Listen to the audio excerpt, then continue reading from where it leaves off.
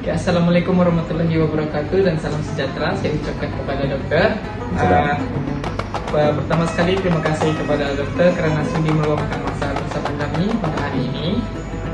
Untuk dokter, dokumenter ini kami jalankan bagi mendokumentasikan serta mengetengahkan warisan seni budaya yang menjadi identiti masyarakat tempatan, khususnya tarian Zapin Belitung ini dari suku kaum Tidung.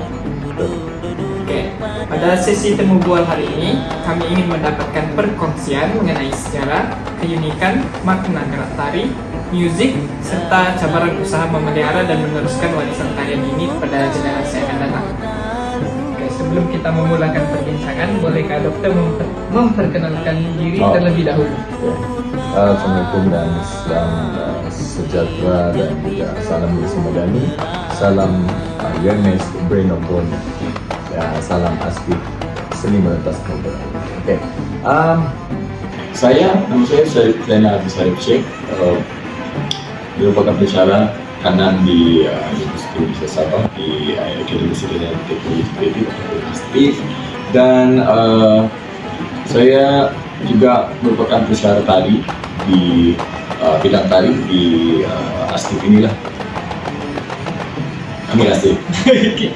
Oke, untuk soalan yang pertama, ada bilangkah tarian Zapin Belitung ini mulai diperkenalkan ataupun kemunculan pertama yang diasaskan? Sebenarnya kalau diasaskan tuh Zapin Belitung ini memang sudah lama, memang, dan pelopor ataupun pengasas kepada Zapin Belitung ini adalah Encik Jabar ataupun Jabar, tapi dia lebih dikenali sebagai Encik Apoy lah, di daerah Tawau, ya.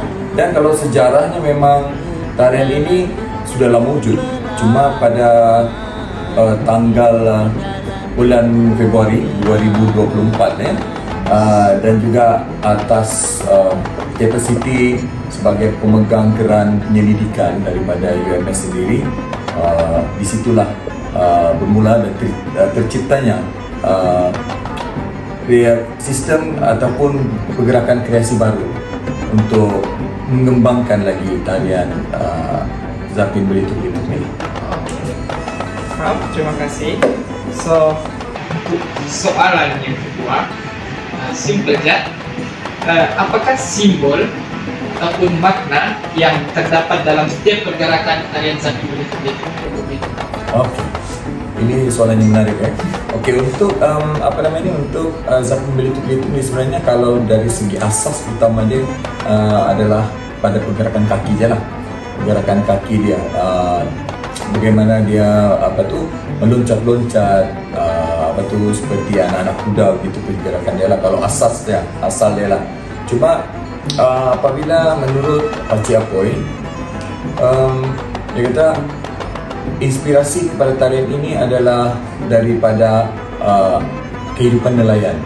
Jadi macam mana nelayan berada di atas perahu, alunan ombak, macam mana dia punya tercetus idea saya untuk membuat kreasi baru untuk pergerakan baru adalah melalui cerita-cerita yang disampaikan oleh Pakcik Apoy lah. Jadi ada sesuatu kalau dalam Zapin Belitung itu ada yang meloncat-loncat, ada yang seperti alunan ombak, jadi ada yang pergerakan tangan, sebenarnya pergerakan tangan yang seperti kita mendayung, pergerakan tangan yang kalau bilang orang Sabah bila perahu tu linggar kan, dia ada macam ada kuda-kuda sikit lah, supaya tidak tidak jatuh. Jadi kalau dari segi inspirasi gerak tu memang sebenarnya semua berasas daripada cerita yang diberikan oleh Pakcik Apoy lah.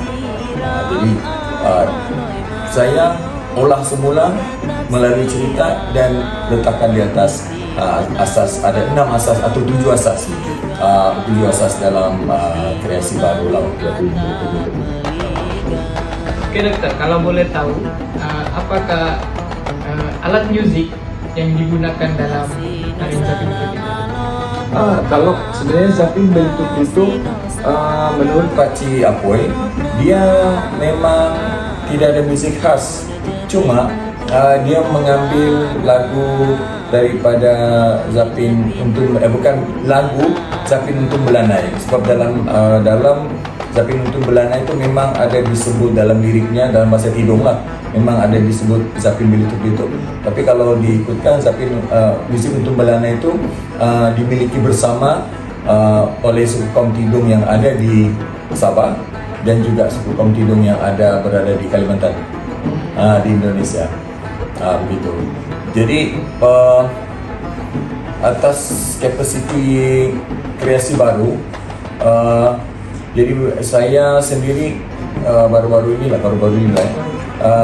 menggunakan satu musik baru, yaitu ciptaan saya sendiri yang sebenarnya lagu musik itu adalah Zapin Mutiara, dan Zapin Mutiara ini adalah inspirasi kepada nelayan juga, jadi sangat bersesuaian dengan Zapin Belituk-Belituk untuk kreasi baru inilah. Gitu. Sebab kalau saya menggunakan musik Zapin Untung Belana itu rasanya tidak adil kepada kepada asas utama tarian Zapin Belituk-Belituk yang diperkenalkan oleh Pakcik Apoy. Jadi untuk untuk mensistematikannya, jadi kita meletakkan gerak baru dan juga musik baru. Tapi masih menggunakan elemen atau masih menggunakan tapakan asas Zapin Belituk-Belituk. Asas. Oke, dokter. Untuk soal seterusnya, apakah cabaran yang dokter hadapi dalam membuat tarian Zapin Belituk-Belituk? Cabaran dia lah. Cabaran dia. Tapi memang kalau ditanya cabaran dia adalah pada ketika kami present di hadapan pengasas sendiri, Pakcik Apoy sendiri. Saya ingat pada bengkel tarian, bengkel koreografi yang kita buat di SK Trinity di Tawau. Masa itu bila membuat gerakan baru berdasarkan cerita dia, itu cabaran utamanya adalah saya risau kalau Pakcik Apoy tidak setuju dengan gerak-gerak tu. Jadi memang orang bilang cuak juga lah masa tu, memang berdebar-debar. Bilang ini boleh diterima atau tidak, sebab kita sudah mengembangkan daripada asas pergerakan kaki saja, tapi kita sudah kembangkan dia kepada satu pergerakan, ada yang pergerakan tangan, ada yang mananya dia lebih membesar lah, meluas lah. Itu cabaran utamanya memang itulah, sebab kalau kita membuat benda yang baru nih, kreasi baru nih, ataupun tarian baru nih, bukan tarian baru lah, pergerakan yang baru nih, kita mesti mendapat restu daripada yang punya badan dulu. Tapi alhamdulillah, sebab lepas kita buat, dia bagi ulasan apa semacam, lama juga menunggu, bilang kan akhirnya dia bilang bagus. Saya suka ini, saya setuju. Oh, itu gila, macam kena curah air sejuk di tengah panas matahari terus alhamdulillah. Jadi maka terciptalah tarian Zapin Belituk-Belituk. Kira-kira untuk soalan terakhir. Allah, terakhir awal Apakah ya. message ataupun pesanan yang dokter mau sampaikan kepada generasi akan datang ataupun orang-orang yang mau bawa ni tarian? Okay, kalau saya sendiri, saya memang lebih suka generasi baru mengenal genre yang baru, tapi jangan melupakan asas dan asal usul tarian tersebut. Boleh membawa, tapi sekurang-kurangnya kenal dunia latar belakang dulu, kenal asal usul dia, kenal dia punya pengasas dia. Nah, kalau itu sudah ada, senang, sebab mana tahulah kita jangan pikir tahun ini atau tahun depan, kita kena pikir 10 tahun akan datang. Sebab kebanyakan cerita tarian-tarian baru nih, dia selepas 10 tahun dia akan menjadi kalau memang selalu ditarikan, dia akan menjadi orang kata menjadi satu tarian-tarian tradisional pilihan lah. Macam mana tarian Zapin Suara Siam, macam mana tarian Zapin Kidung Ulung, apa semua. Banyak Zapin sebenarnya, Zapin Kidung yang sudah dikembangkan. Tapi mungkin diorang punya cabaran ada lain, tapi untuk yang Zapin Belituk-Belituk ada cabaran dia lah.